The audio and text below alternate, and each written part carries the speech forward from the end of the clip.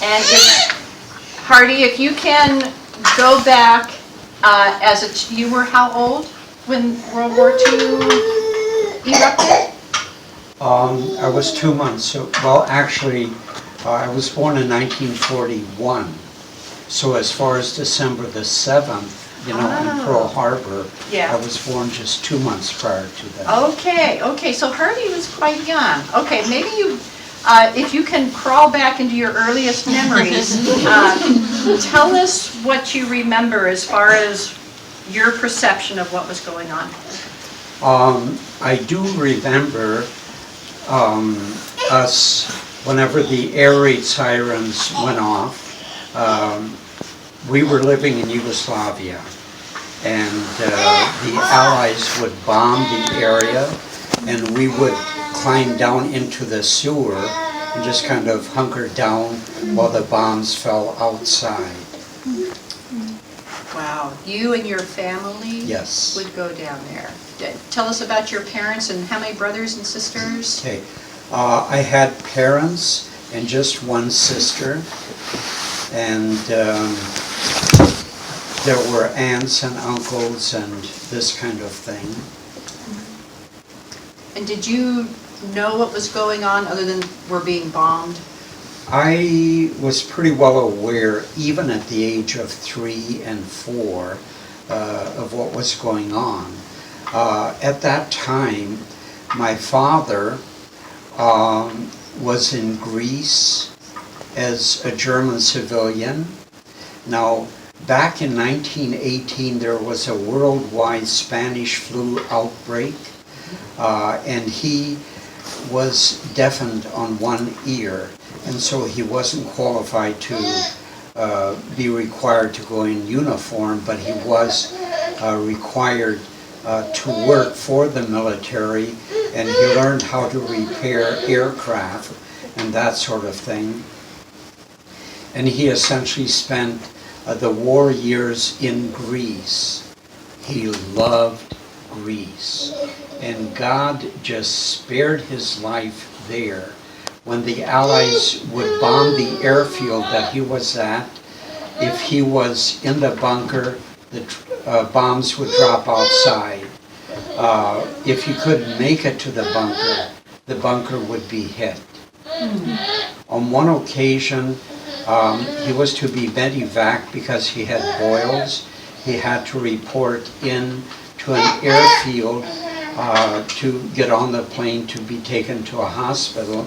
And he was so fascinated with what was going on that he did get on the plane in time, and finally he reported in, and they said, well, we're full up, you'll need to wait for the next plane. So that plane took off, and just then an Allied jet came and shot that plane down. Oh my goodness. He actually lived in Camiai to 99 years and 2 months. And God just continued to spare his life over and over. He was on the deck of a ship. The Allies attacked the ship, and they, of course, dropped on the ground. His canteen, which was very close to his head, was lacerated with bullets, but he was untouched. And then as he tried to go home back to Yugoslavia at the end of the war, the Russians were shooting from one side, the Serbians were shooting from the other side as they were trying to paddle up the Danube River. And fortunately, not fortunately, God again just spared his life and until he got back home. Did he recognize that, the hand of God at the time? Oh, he was a Christian. Oh, cool. He did. Wow. Well, what was, you always wonder about what's going on in the minds of the military of the other side. Anything that he's ever said about being a Nazi soldier? One has to separate the politics from the people. None of our relatives were Nazis. but they were required to go into the military because they were drafted. In fact, of two of my uncles were actually ministers, and one was a tailor, and another one was a forester, or forest ranger, but they were drafted in, and so they became infantry. No choice. Uh-huh. And did they understand, I guess, politically what was going on, or they're just do what they're told and... Essentially, Yeah. yes. I seem to remember that you yourself had a refugee story that you went through. Could you? You want me to get into Yes, that? could you share that with us? Well, they say that the victor writes the history books. And what happened to us is something you will not read about in the average history book. But I remember it very well. I was 4.5 years old. It was Easter Sunday, 1 year after the end of the war, and there was a knock at our door, and we were required to get on something that would be similar to 2.5-ton trucks, deuce and a halfs as we call them now. And the reason for that was the Allies took retribution against German people, because after all, Germany had started the war, Germany had done the Holocaust. I have seen figures. I find it a little hard to actually believe the figures, but I've seen that supposedly between 9 and 13 million Germans were killed after the war in retribution for just being German. I mean, I was 4.5 years old. What did I do? Or my 6-year-old sister, or my mother who had Parkinson's at the time. But we were taken away. Adults were separated from children. And I almost died during those 2 years in the camp because I got a condition called dysentery, which I kind of refer to like diarrhea on steroids. And had it not been for my Hungarian Oma, who was able to cook rabbit stew and feed me through the barbed wire fence while I was in this little clinic where the dying little children were taken to, I would have died as well. And after those 2 years, they just released us because enough had been killed and the attrition was large enough to where there was just no point in keeping these camps going. So what did they call those camps? Well, I call it a death camp. The congresswoman from Brooklyn calls it concentration camps. In fact, that was another word used for it.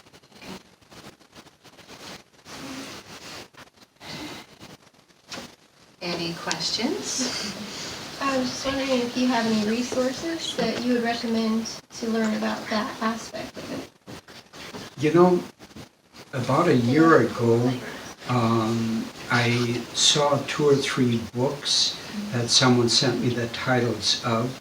That must be on Amazon or Alibri, some of those that are about that. I kind of intended to buy a book, you know, just to get more of the details, but even at our age, which is almost older than dirt, my wife and I have 6 businesses and 20 employees, and you know that you have to have your priorities. If you find one, let us know.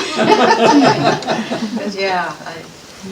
Okay, and before we leave, Harty, I think of any other questions here, but can you tell us in a nutshell what your life involved after the war, after coming out of that concentration camp? Sure. My father escaped from the work site that he was at because he was a carpenter, and they were taken out to do construction outside the camps. And he was able to contact my grandmother, ask her to bring a suitcase with a suit and shoes. Is this Oma, the one who was feeding you? Yes, Okay. Oma. And she did that, and he changed, to look presentable, and walked away, caught a train to Austria. There he applied for us to join him someday if we survived and were released from the camp, and at the same time applied to immigrate to the United States. As I'd mentioned, after 2 years we were released, and so I attended school for 2 years in what is now Serbia. At that time it was called Yugoslavia. I remember something that happened in the 2nd grade that was absolutely seminal to the fact that when I came to the United States, I went through ROTC, got commissioned in the Army, and spent actually 17 years See the in hat? uniform. Yay! And what happened in the 2nd grade, we were little Tito, who was the ruler of Yugoslavia. All the kids in school were called his little pioneers. So we'd have our little blue or red kerchiefs. And I remember sitting in the auditorium. There was a Serbian soldier who spoke about the glories of how they had defeated the Germans during the war. And he pointed his finger at me and he said, "Someday we're going to need a lot of fine young men like you to fight the Americans." And there was something that rose up in my spirit that is never going to happen. Just all of my growing up life, I knew that America was worthwhile. And even though we were on opposite sides during the war, there was just something good and righteous about America. And I felt that he planted that seed to where eventually I just felt a desire to serve in the U.S. military in order to protect what I consider to be this good and righteous country that we're blessed to live in. Very cool, and thank you for doing that. Any other questions for Hardy? I was wondering who was running those camps? Were those American run, or who was in charge? They were run by the locals, and they were Serbians. Oh, okay. Now, let me mention, a lot of Germans could see the handwriting on the wall. We had lived in the Balkans since the mid-1700s. Queen Maria Theresia of the Austro-Hungarian Empire sent Germans to civilize, if you will, countries like that. And they had German communities and schools. And in fact, if you remember, like Lawrence Welk, who always spoke with an accent, even though he was born here. There were people over there who probably never even learned the local language because, everything that they did was German.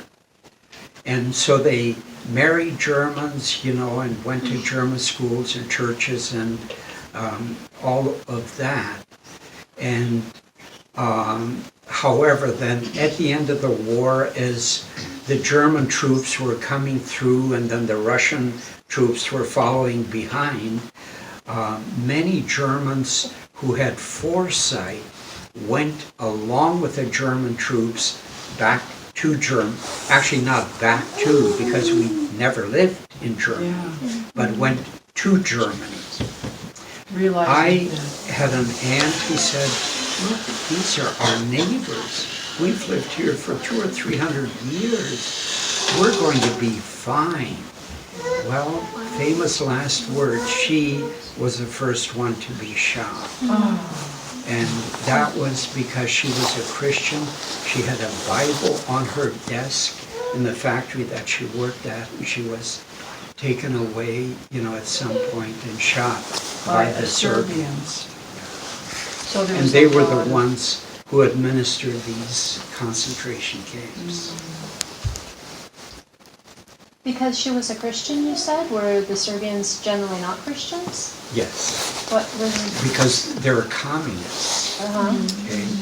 Now, basically, there's kind of, I don't know if it's Greek Orthodox or some other Orthodox religion, there, but kind of like most of Russia, people just became atheists under communism. Okay, thank you, Hardy. Can I ask one? Yes. So these concentration camps, was that supposed to be like in retaliation to or like in retribution for what the Germans had done to the Jews? Or is that a separate? It was separate all of reason. that, Okay. because Germany had started the war and, of course, had done the Holocaust and so on. And those camps were miserable. Yeah. Even the rats were so hungry, they were nibbling on people's ears and noses. It was just really bad. Because it seems like, if somebody was upset about the Holocaust, why would they inflict that on somebody who had, Well, it seems rather backwards, I guess.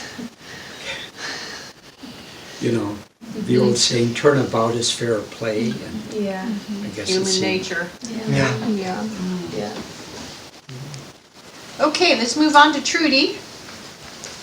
Trudy, if you could, I was about 6 or 7 or 8 in that area, and living in Germany. yes, and I was a 7-year-old going on 30.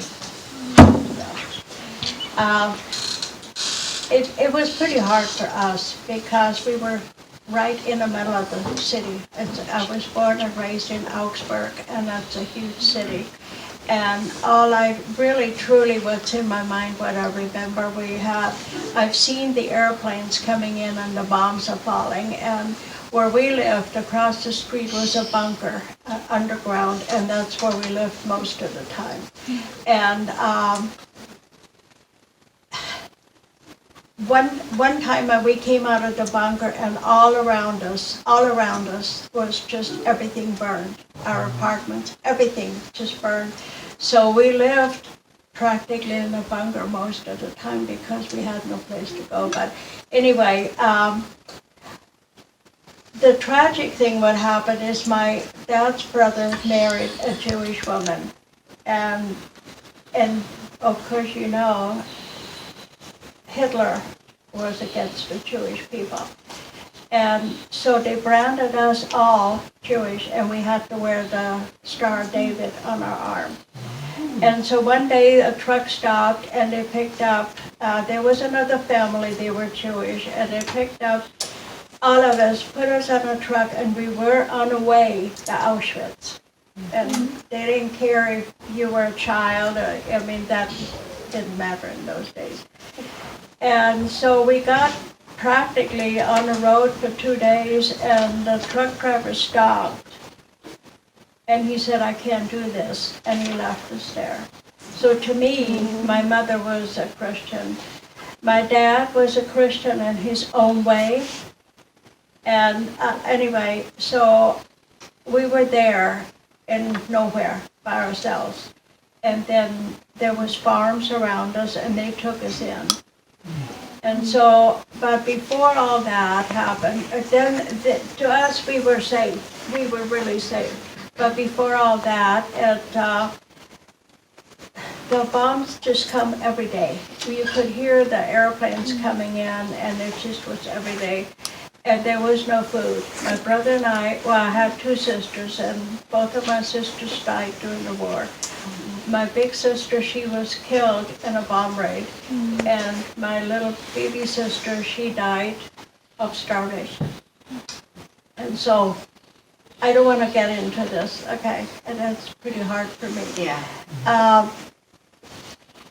We had one potato between four of us. We had 1 egg, and this came from the farms when my dad gave a watch, his camera, his this and that, and we bartered with getting food to eat. And it was, you know, you can't really describe this, and the young people probably don't really truly understand what it was to go to bed hungry. And that, I think that was the most we suffered on. We went to bed hungry almost every single day.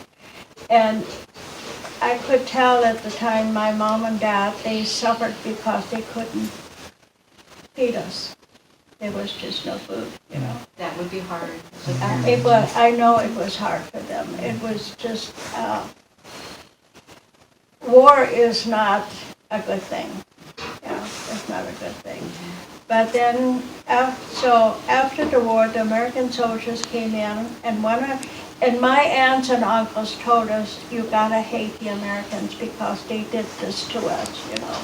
So that was in my mind. But these two soldiers gave me an orange and a Hershey bar, which I have never seen before. And I hid it for so long, and it just rotted. I need it. Yeah, so anyway, but after the war it got better, we found another apartment. We had to live with our grandparents, but that was okay.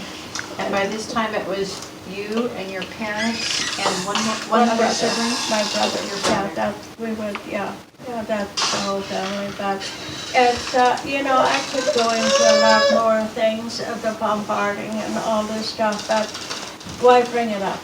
You know, it's just now to me, it's in the past. I live here, and I love, and I'm a citizen. I got my citizenship. Anyway. Well, you answered a lot of my questions.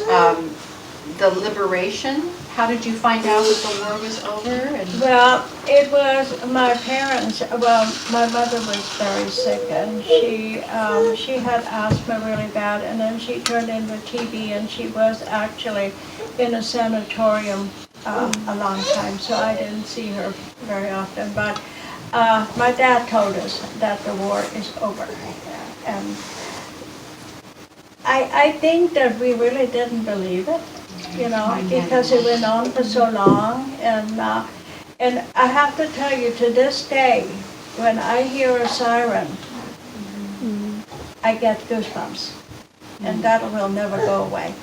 Yeah. So anyway, and then I got married in Germany. I married an American soldier. after she realized that Americans were okay? They were okay, they were wonderful. And, you know, my dad explained it to me really, and to my brother, war is war. And it's, from the beginning of, from the beginning, there always is some kind of a war, you know. But, unfortunately, my husband died after 4 years. He had cancer. And then I met another man, and he was in the Marine Corps. Anyway, he had 3 tours in Vietnam, and one time they told me that he was killed, and which he wasn't. And we've been married 58 years, and I wound up in Kuski. Very good. And we really love it here. It's, you know, but I have to say all this, I don't know how you feel, but to me it's always in my heart, but it's in the past. Yeah. It's just in the past, and life goes on. No matter what happens, life does go on, and you have to handle it the way you see best. Yeah. That's a survivor. Yes.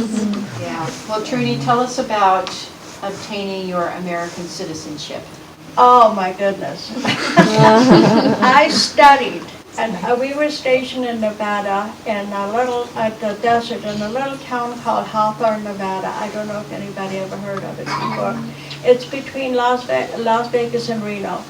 And my husband was stationed there, and I took my citizenship in Carson City. And I studied, and I studied, and I studied. And finally, the day came, I walked into the courtroom. There was only 2 people in there, the judge and another fellow. And all they asked me, "Are you proud to live in the United States?"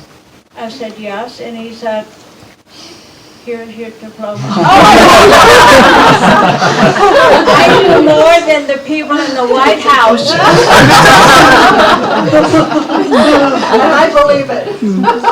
It was quite the thing. Yeah. Oh, that's great. Okay, any questions for Trudy? As you know, she's a little gun shy about talking in detail about the suffering that she went through, but yeah. This isn't really You need to speak up, I can hear. This isn't really a question, it's more along why Hitler thought the Jews were like evil and why it happened. They thought the reason why they lost World War I was because of the Jews. Is that right? I never thought of it of evil. It's just like my dad explained, this is war, and we have to do the best we can. Yeah, you some know? things you can't explain away. Yeah, no, when I was in Sunday school one time, and I did ask, why don't we have any food, or why do we get these bombs all the time? And my Sunday school teacher said, if you read back in the, like Sodom and Gomorrah, and we didn't do anything wrong. We really didn't. It's the higher. I don't know how to explain this.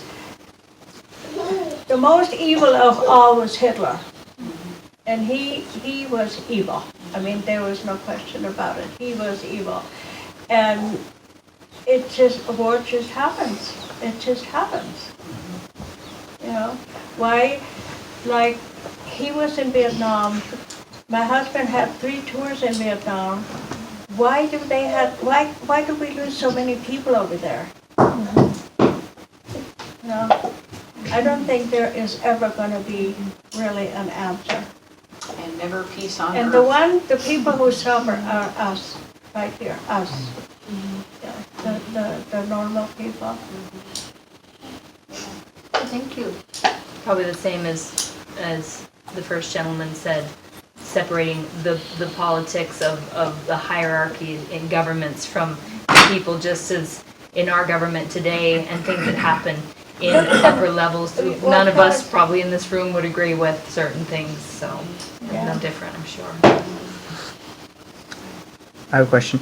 So even though there were bombings going on a regular basis, were there still, like, you mentioned Sunday school, was there still like church on Sunday, or did you like go out of your bunker every once in a while for events or anything? We did have an apartment. There was nobody had a home. We're all living in apartment houses. There was no homes. There was times we still lived there until we lost everything. But we still could go to our grandparents' house. They didn't live very far away, and their building and their community they was intact. So we went from there, but we hardly ever missed a Sunday going to church. Yeah. Good question. You just when you heard the sirens, then you just take cover wherever you can find a place would be safe. Mm-hmm. Heather? I was wondering something. I just lost it.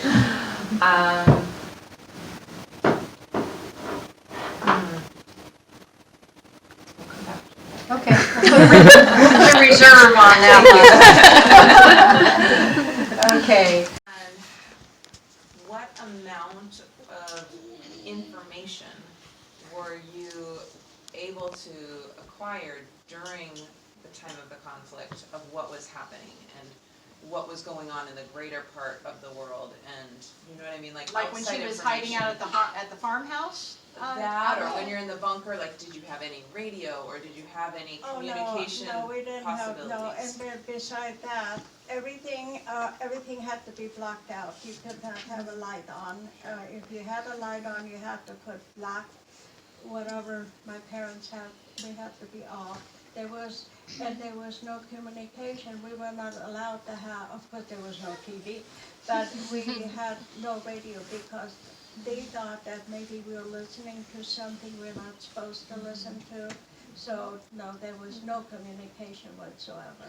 And was that enacted at the start of the war or before? No, it kind of was on the start, Okay. and then in 1942 and 43, 44 was the worst of that. It was right, and then, you know, there's a lot of things I really don't remember what happened because we just always, every day for us was to survive. That's the most thing. Thank you for sharing your story, Trudy.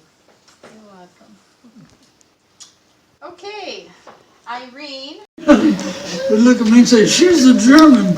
And I went up and asked my mother what a German was. But I felt kind of an outsider in a new community for a while until we got acquainted. And then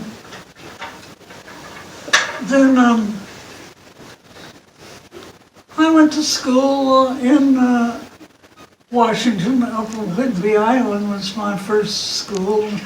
And then I went to Enumclaw and graduated from Enumclaw High School and on into college over at Pullman here. I majored in home economics and learned how to be a dietitian and went down to Portland to take an internship in dietetics in the hospitals. There were about 5 different hospitals in the school lunchroom. I took training in, and then while I was, this was about 1939, 1940, and while I was in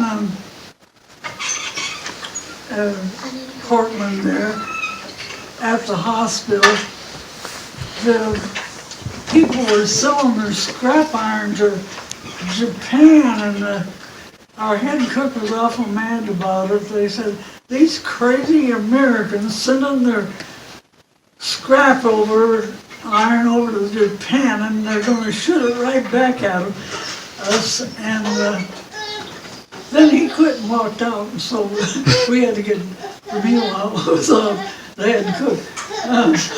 But he had been working at the docks a lot on his volunteer extra time and was quite upset over what was happening in Japan. And that was about 1939 or 40. And then the Europeans were all up fighting each other too, and we were getting calls to come help. Mother Churchill wanted us to get in the war, and we just sent supplies, and an alert was called here in the States to get prepared. We didn't have military, enough of them all ready to fight in case the war broke out, so we were alerted. But the practice in war then was to declare war before you started fighting. And How about that? so, all of a sudden, Pearl Harbor happened, and I got the radio report at the same time that the president of Japan was in our White House declaring war on the United States, but it was happening at the same time he was declaring it. And our military that were coming back, especially the Navy men that were coming back, did I tell you I was working in the hospital in Fort Lewis? I don't know. Not yet, but right now she's in Fort Lewis. I was already working there in the hospital, and they came back all shocked, and we had weapons, but we didn't have any ammunition to fight with. They didn't give us anything to put in the weapons. And they were quite in shock about it. And speaking of the lights going out, they were running out all over the cities, and all over the fort. We had to drive in the dark. And that was because, why did the lights, why were they turning out the lights? So they didn't know where to attack us if they couldn't see us. They're speaking of afraid that the Japanese would come and attack the West Coast? Yeah. Yeah. Immediately, Europe was in it too. We were all in the war at the same time when Japanese. So at that point, when were you commissioned? Well, I was commissioned after the war broke out and they got organized, and they wanted to move us around. They didn't move civilians very well. They had to move the troops. So Miss Ellis became Lieutenant and Waddell. Oh yeah, you weren't Ellis. I'm sorry, Miss Waddell. Miss Waddell became Lieutenant Waddell. Yeah. And then at what point were you shipped overseas? Where did you go and what did you do? I was shipped overseas about 1944, the first of the year. And I landed in southern England, and there was a lot of bombing going on, what they call those buzz bombs going on over the downs. That's what they called their hills. And we could see it, but it didn't scare us. We were just an adventure, I guess. But we were well taken care of. We set up the hospital. We were a general hospital, and we took care of soldiers that were flown back from the front. Some of them were just emotional stress, and there was a lot of injury. And they were sent back for treatment. They'd come in planes, about 47 soldiers to a plane. They landed down in a town near us, and then were struck a truck up to the hospital, and we wouldn't know how many people were going to feed by counting the number of airplanes coming over, because we could see them, and they give us some kind of a report where they were landing, and then they would be treated in the hospital. Those that could come down for lunch came down. They called it a mess hall. I think they have a better name for it now. But they came down to the mess hall, and we had meals ready for them and served them, and then they go back. They came down in their bathrooms, so they didn't have to get dressed up to come to it. How scarce was the food? We had plenty of food, but a lot of it was dried. We didn't get much. We didn't get any fresh milk or fresh eggs. They were both dried. And we didn't get very many fresh vegetables. If the British had some, they could send us, they'd send us some, but everything was either canned or dried. And we got lots of bread. That was baked at local bakeries, I guess, or traveled pretty well. We came in great big truckloads. Well, so,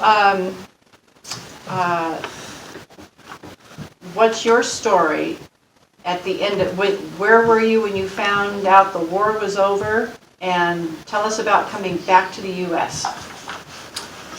Okay, when the war was over,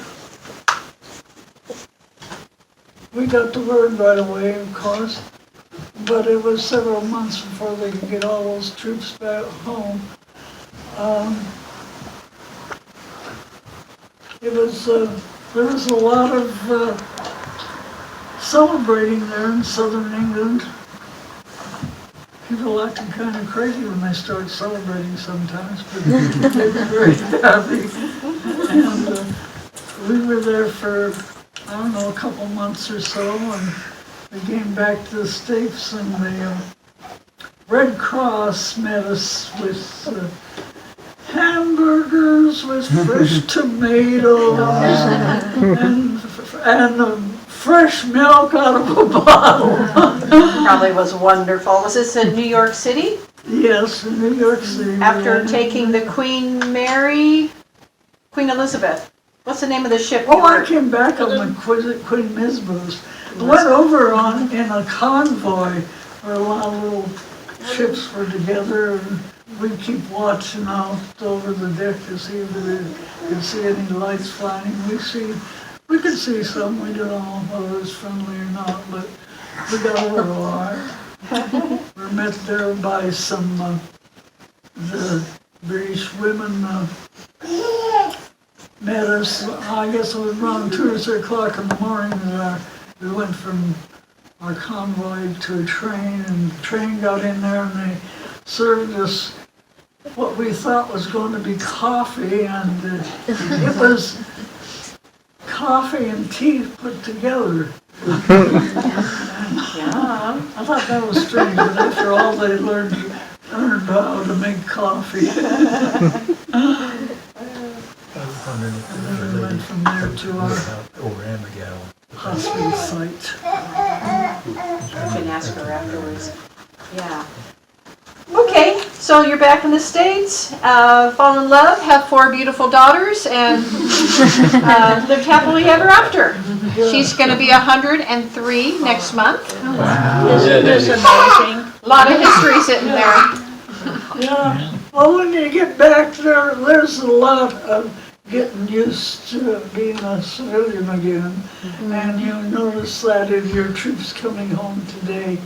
I know my problem was, I'd been out in the military and I resigned. I could have stayed if I wanted to, but I came home and where am I going to start? And well, they would offer us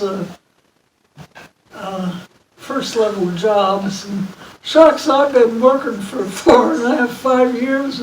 I'm not going to take your first level job. So I had a brother here who was in college, and he had a lot of friends in Clarkston, so I said, I'm going to try Clarkston and Lewiston. So I wrote to the president of the schools, the superintendent of schools in Lewiston, and told him he needed a dietitian. And he believed me and hired me. And our dad was the milkman. Yeah, that's right, my dad's milkman. Any questions for Irene? I think we're good. Nice job. Okay, last guest of honor is my father-in-law, Fred Majors. Yeah, they took me Young guy from Indiana. in 1945. Okay. What kind of training did you go to? Where did you travel to? And what did they have you do? We went to Great Lakes Nation, north of Chicago, Great Lakes Training. And we were there for about 4 weeks. For 1 week, because I had driven a semi before I went up there, they had a truck strike across the nation, and we went to Navy Pier in Chicago for 1 week to drive trucks. And some of them were military, and I took a load of meat around to the prison in Indiana, I remember that. And we were there 1 week, and so I missed that week of training, which had more to do with ropes, different things they did with ropes and so forth. Okay. And Oh, and then they sent us to the West Coast, to San Francisco.